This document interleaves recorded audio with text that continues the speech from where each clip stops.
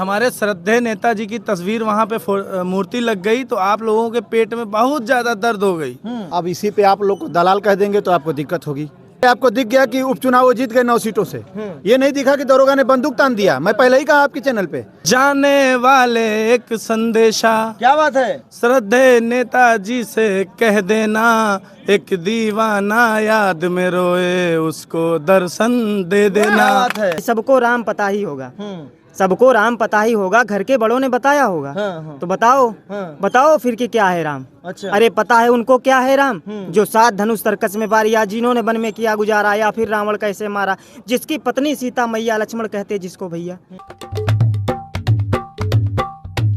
कुंभ में नेताजी मुलायम सिंह यादव की एक मूर्ति लगाई गई है, उसको लेकर बड़ी राजनीति हो रही है। लोग कह रहे हैं वो देवी देवताओं का स्थान है, आपने वहाँ मुलायम सिंह यादव की मूर्ति लगवा दी। पत्रकार महोदय बहुत बहुत धन्यवाद। आपके चैनल के माध्यम से मैं कहना चाहता हूँ कि हमारे श्रद्धेय नेताजी की तस्वीर वहाँ पे मूर्ति लग गई तो आप लोगों के पेट में बहुत ज्यादा दर्द हो गई है। मैं आपके चैनल के माध्यम से 2 लाइन कहना चाहता हूँ। जाने वाले एक संदेशा, क्या बात है, श्रद्धेय नेताजी से कह देना, एक दीवाना याद में रोए उसको दर्शन दे देना। बात है। इसलिए मैंने भगवान को नहीं देखा, लेकिन मैंने श्रद्धेय नेताजी को देखा एक भगवान के रूप में, जिन्होंने गरीब, मजदूर, किसान, दलित सबके लिए श्रद्धेय नेताजी खड़े हुए और सबके लिए एक नियम बनाया और उस नियम से सब लोग चले, सब खुशहाल थे। और जब से भारतीय जनता पार्टी सत्ता में आई है, क्या क्या विद्रोह कर रही है आप खुद ही जान रहे हैं पत्रकार महोदय। और भी लोगों से बातचीत करेंगे। बगल में प्रभु श्री राम का मंदिर बना, यहाँ से बहुत पास में बना, प्रभु राम सब देख रहे हैं। राम कह देने से राम के बारे में आप जान नहीं जाएंगे, उनके नाम से आप राम नहीं बन जाएंगे। इसलिए मैं कहना चाहूँगा कि सबको राम पता ही होगा, सबको राम पता ही होगा, घर के बड़ों ने बताया होगा। तो बताओ, बताओ फिर कि क्या है राम। अच्छा। अरे पता है उनको क्या है राम, जो 7 धनुष तरकस में बारी, या जिन्होंने वन में किया गुजारा, या फिर रावण कैसे मारा, जिसकी पत्नी सीता मैया, लक्ष्मण कहते जिसको भैया।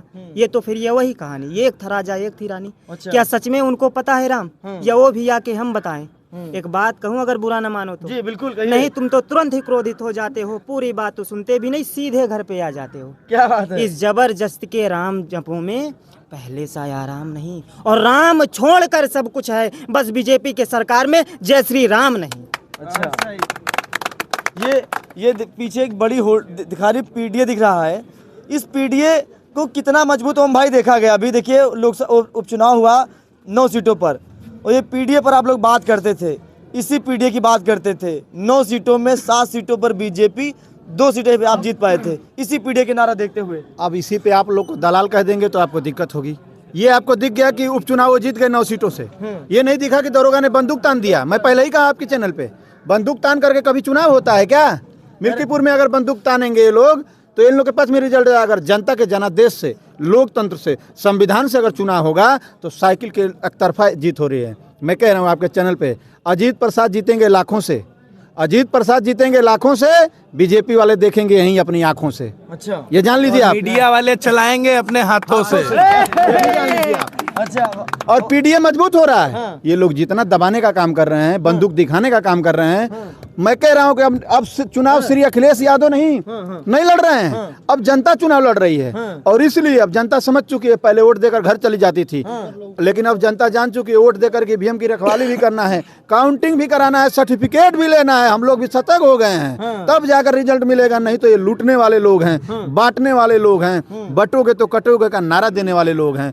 सकारात्मक सोच इन लोग की नहीं है, कुर्सी को छोड़ने की इन लोग की नीयत ही नहीं है। अगर हम लोग सच्चे नहीं होते, संविधानवादी नहीं होते तो ये लोग कुर्सी पे नहीं आ पाते। हम लोग भी अगर वैसे ही बंदूक दिखा करके चुनाव कराते जब अखिलेश यादव बैठे थे कुर्सी पे, तो शायद ये ना आ पाते। लेकिन इसी से पता चलता है कि हमारे नेता वो तो ये कहते थे समाजवादी की सरकार थी तो प्रत्याशी को उठवा लिया जाता था, नामांकन ही नहीं। 15 लाख खाते में आया क्या आपके? एक तरफा बोल रहे हैं आप। अरे नहीं, वो कहते थे समाजवादी की सरकार थी, 15 लाख प्रत्याशी को उठा लिया जाता था जबरदस्ती। मैं इसलिए पूछ रहा हूँ कि वही कहते थे, मैं नहीं कह रहा हूँ। और आप लगातार वो कहते हैं, वो कहते हैं, कुछ हम भी तो कहते हैं, कुछ जनता भी तो कहती है। ये भी तो सोचिए, खाली वो कहते हैं, क्या कहते हैं? 15 लाख किसने कहा था? 2 करोड़ रोजगार किसने 1 साल में 2 करोड़ देने के लिए कहा था? किसने कहा था? वो कहते हैं, ये नहीं आप बताएंगे। सिर्फ ये बताएंगे वो कहते हैं, क्या कहते हैं मत जाइए, वो क्या कहते हैं उस पर मत जाइए, देखिए कि क्या मिला है आपको।